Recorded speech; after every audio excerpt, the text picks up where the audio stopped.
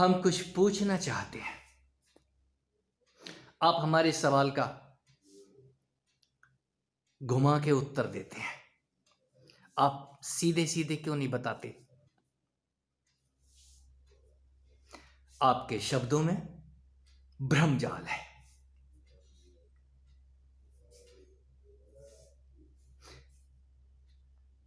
कैसे कह दूं?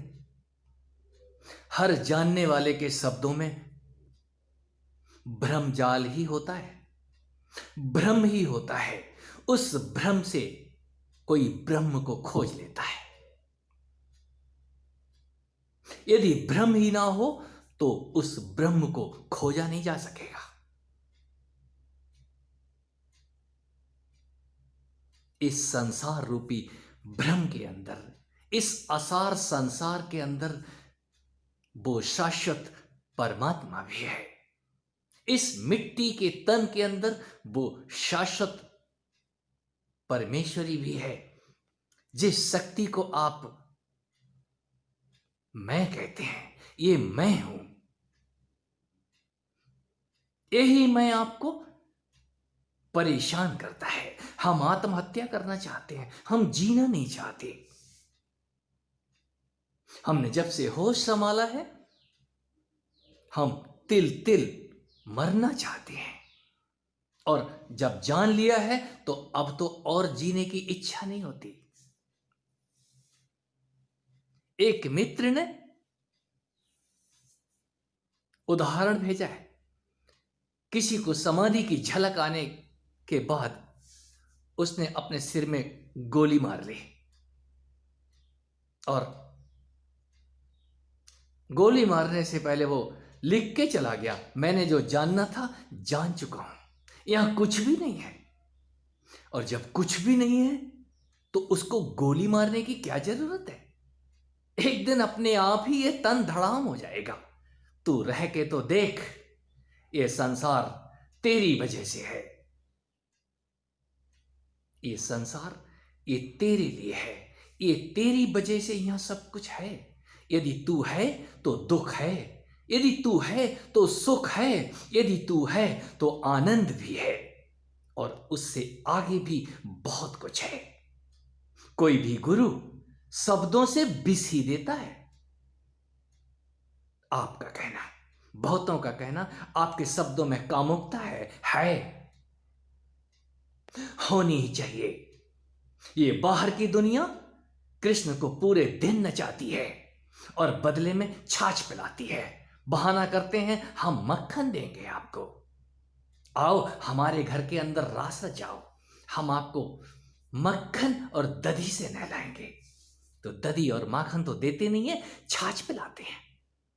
इस संसार में बाहर जो भी खोजने निकला, अपने से अलावा दूसरे के तन में जो भी खोजने निकला है, उसको विषय ही हाथ लगे हैं। कोई उन विषयों में अमृत देख लेता है।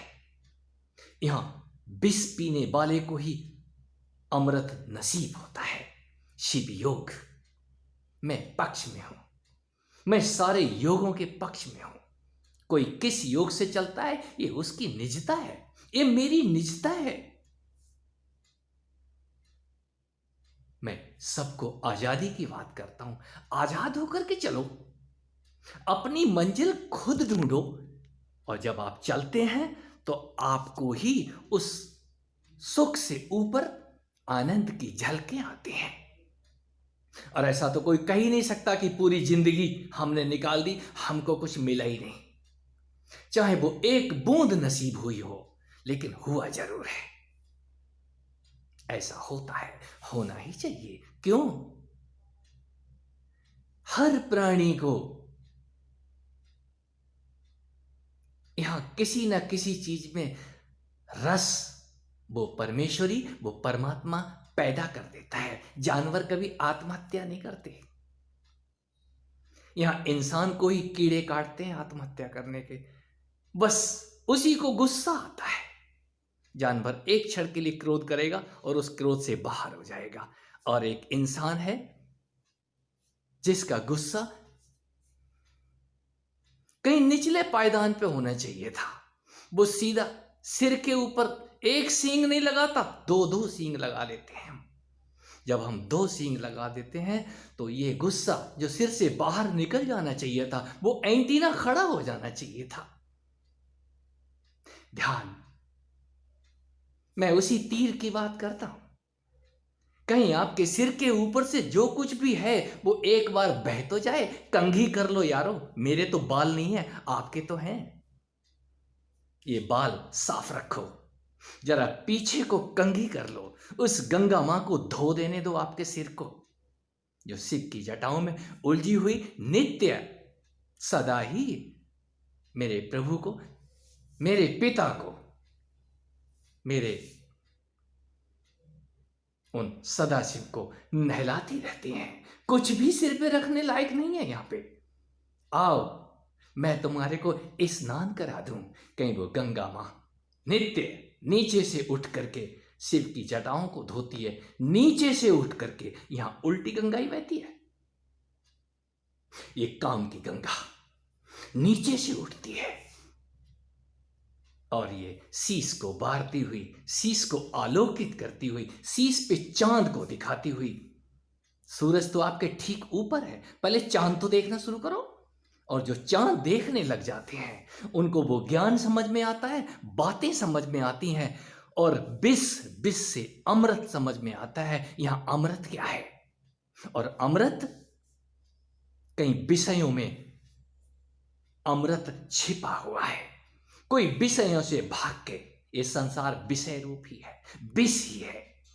इसी संसार का मंथन तो करो, अपने ही अंदर इस तन और मन को मिला के मंथन तो करो।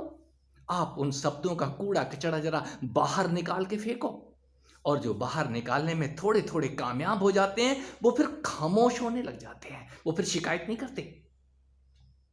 शिकायतें बीच वाले करते हैं, या शुरुआत में जो मंदिर के बाहर खड़े हैं, भीड़ को देख के डर गए, बहुत भीड़ है, चलो यार वापस चलते हैं, बाद में आएंगे।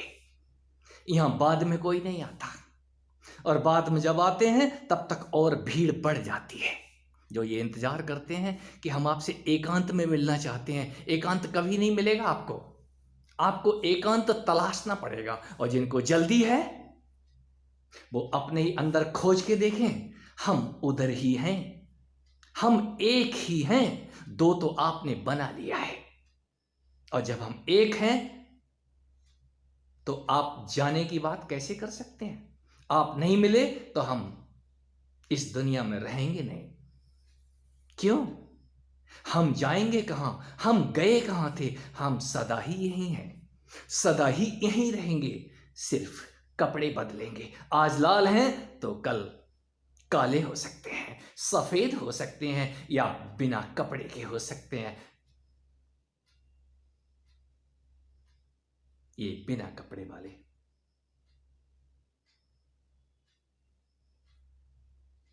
कहीं भगवान शिव के ऊपर, उनके शिवलिंग पे भी हम पगड़ी बांध देते हैं। क्यों? हमें नंगा शिवलिंग अच्छा नहीं लगता, मुकुट लगा देते हैं। वो मुकुट आपके ऊपर लगे हुए हैं। ये शरीर जिंदा शिवलिंग है, क्या स्त्री का क्या पुरुष का।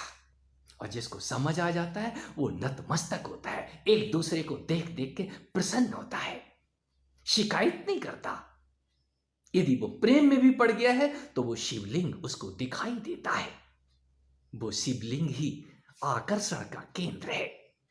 ये शिवलिंग अद्भुत है, और जिसको समझ आ जाए वो उस शिवलोक का अधिकारी हो जाता है। जीते जी, जीते जी उस कामाख्या मां के मंदिर से बाहर निकल के भगवान शिव की गोद में बैठ जाता है।